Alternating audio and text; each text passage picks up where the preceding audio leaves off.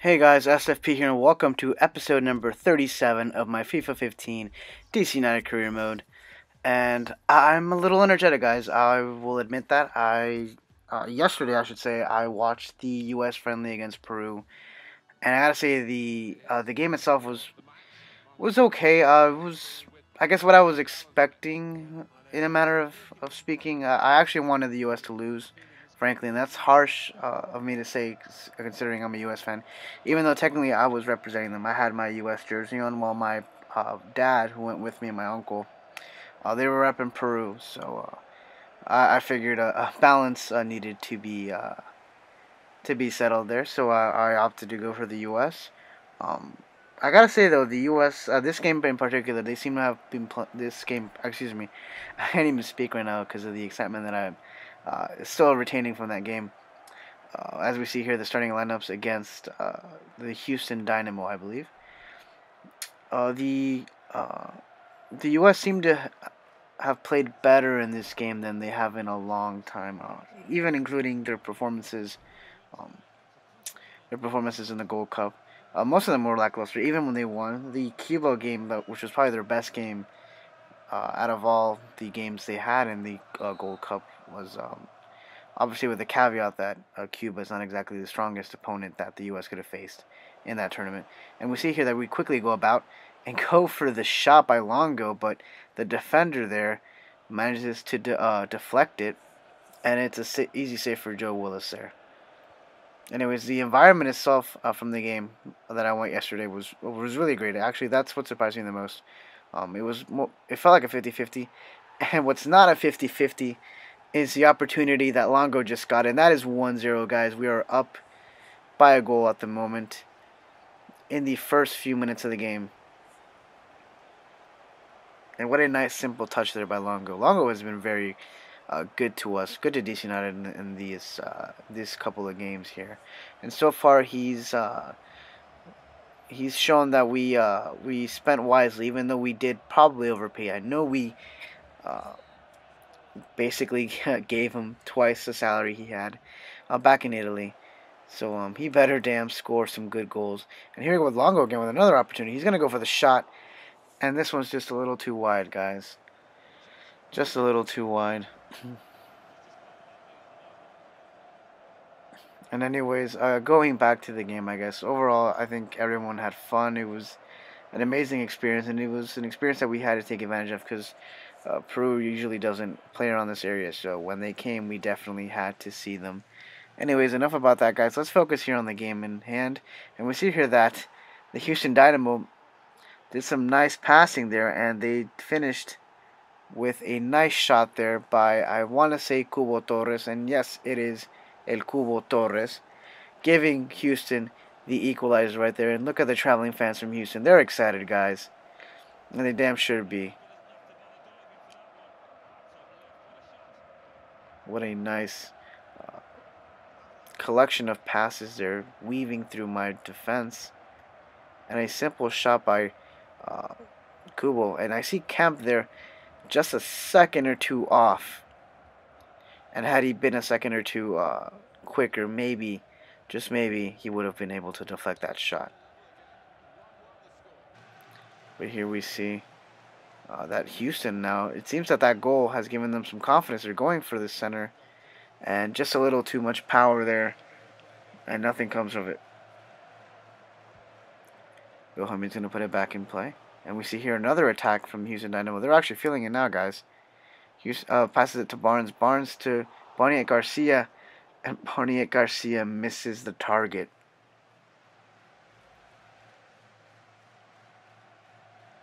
What a close opportunity there, guys.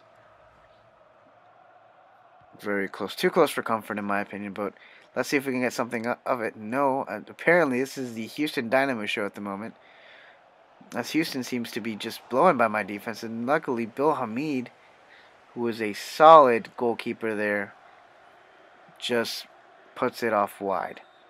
Or pushes it off wide, I should say. And here will be the last play of the half. And that is how it will end the first half. 1-1 so far. obviously Houston has more possession than we do, which is something that we shouldn't be surprised of. And here I'm gonna make a couple of changes. I want to put in Luperto, excuse me, guys, who has actually been a pretty good sub as of late. He seems to have been very impactful from the games that I've seen that I've put him in the second half. And here's hoping he'll have some magic here and produce something. And I'm also putting Chris off. And speaking about Luperto quickly steals the ball. He's going for the shot, and a weird save from Joe Willis prevents Luperto's first shot on target this game to go in the back of the net. And here we go with Velarde, who's going to put it back. And Luperto's going to take another shot there. Unfortunately, the angle was just too crazy for that shot to actually go through. Here we see with Torres. Torres to Lopez. Lopez by himself. No one's blocking him. What is going on? And what a nice emergency save there by Steve Birnbaum. Yes, clap, Bobby Boswell. Clap because he just saved your ass. Because I think that should have been Boswell's man to mark, but we'll see. Hopefully nothing came from it, so I guess no harm, no foul. And here we're going to put it back in play. And here we go with our own corner kick. And what a nice header, but Joe Willis comes up big, stands firm, and blocks the shot. And here we see a nice pass to Garnier, but luckily my defense manages to take control of the situation, and that's how this game's going to end, guys. 1-1. And I guess my excitement from yesterday's game didn't seem to have an effect on this game in particular, but like I said, that's the caveat, and that's the issues that are going to arise with this increase in level. We're obviously not going to get all the wins, and here we see that Atoche is actually happy now with the role he's being asked to play, I guess I should say. Because if you guys remember previously, he actually wasn't happy with his lack of playing minutes. But I think I managed to fix that now. If only I can fix Gajese. And Gajese is a little bit more of a tougher proposition because obviously there's only one goalkeeping position. And right now my starting goalkeeper is Bill Hamid. Although Gajese would not be by any means a downgrade from Bill Hamid. And here we see the tables, and we are second place, guys. We are 2 points away from the Philadelphia Union, who are the league leader. Next, not league leaders, but the conference leaders. But they have a game, or we have a game in hand. I think that's how you. No, they have a game in hand. Excuse me, guys. Wow, that is sloppy. That makes me sound like such an idiot, guys. I do apologize for that. I shouldn't have thought of it as hard as I did, I guess. But they obviously have a game in hand. So, I mean, we're basically in an awkward position at the moment. We're trying to get first, although I highly doubt that we'll get first. I'll be happy with a fifth place spot here in the conference, and that will be enough to get us to the playoffs. Although we would have to play a play-in game, so that maybe will hurt us in the long run. But my goal is just to make the playoff, guys, and then sort things out as I get to it, which is I think what basically most coaches in MLS. That's I think what their mentality is. I mean, not everyone. Obviously, Bruce Arena wants to win the Supporters Shield, or at least he's going to attempt to win the Supporters Shield. And then obviously you have Shiggy Smith, who would probably do a similar thing. And here we see two shots there by Julian Green, the future prospect, the savior, the next Freddie Adu, if you will, of the U.S. national team. But anyways, like I said, that's basically what some coaches in MLS would do. They would basically just their goal is to make the playoffs and then kind of pick up from that position over there. And here we have a nice shot again that is saved by the Chicago Fire goalkeeper, who is John Bush, I believe, which is I believe he's coming back in his second or third stint. I don't quite remember. I want to say second though. I don't think he's been in Chicago twice previously, but who knows.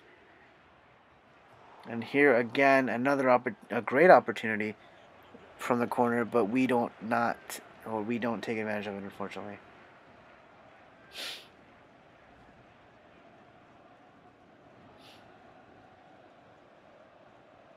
And here, John Bush is going to put it back in play, guys. And when we focused on Boswell, I was actually starting to think that maybe, just maybe, it might be time to bench Boswell. And we see here Zalalem with a good opportunity. And ref, that is a clear penalty kick right there. I was clipped in the box. Are you blind? And not only that, we don't get the PK call, but Zalalem gets injured. And this is not good, guys. Zalalem uh, was a very big part of my plans for this season, and him being injured is not good. And look at that, no ball whatsoever. That is a PK. And maybe I'm being a little biased, and maybe once I cool off, I'll realize that it's not a PK. What a nice service there. Unfortunately, no one's there to connect, and Michael Farfan goes for the shot, and it's just horribly wide.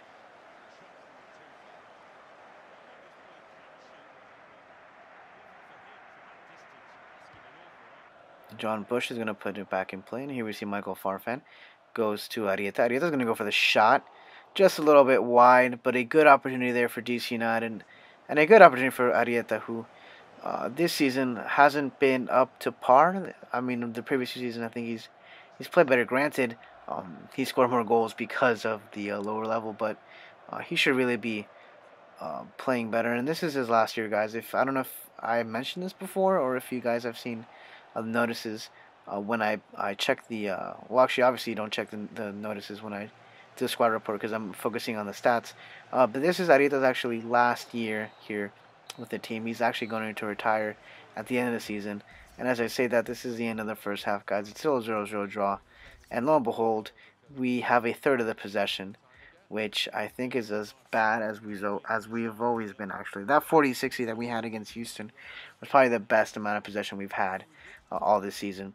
And here I'm going to put Aguilar here, and I'm also going to put in, I believe it's Gagna. Oh, wow, but I forgot that I actually used up my third sub, or I used up a sub for Zalalem. So I originally thought I had 3 subs. Unfortunately, I only had 2, but I guess it doesn't make a big difference in the long run. And Loberto here is going to go for the shot, and the defender there deflects it, and it's going to be a corner kick. And I just sounded like Mario from Mario Brothers. It's going to be a corner kick.